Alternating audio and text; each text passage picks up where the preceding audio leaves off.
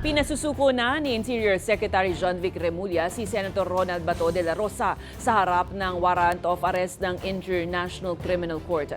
Ayon sa kalihim, nakatalaga na ang mahigit 200,000 pulis sa buong bansa sa paghahanap sa senador.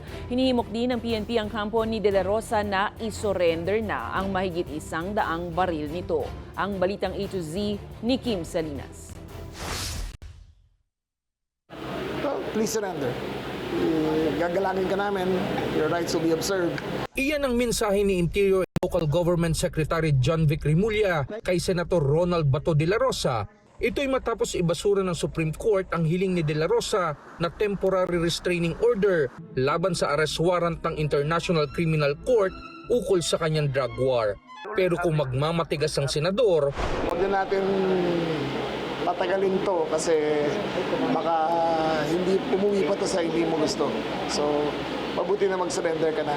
Wala kami violate the police procedure. Everything according to the rules of engagement. matatanda ang kinansila na ng PNP Firearms and Explosive Office ang license to own and possess firearms ni De La Rosa.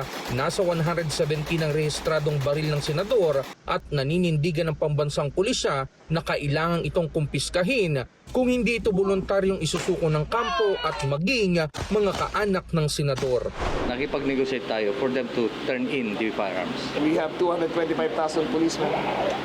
We're disposing of all our resources para mahanap siya. But you have to understand, hindi madali ito. Ayon naman sa abogado ni De La Rosa na si Israelito Torion, iaapilan nila ang pagbawi sa firearms licenses ng senador. Iginiit din nilang walang jurisdiksyon ng ICC sa issue ng firearms registration ni De La Rosa.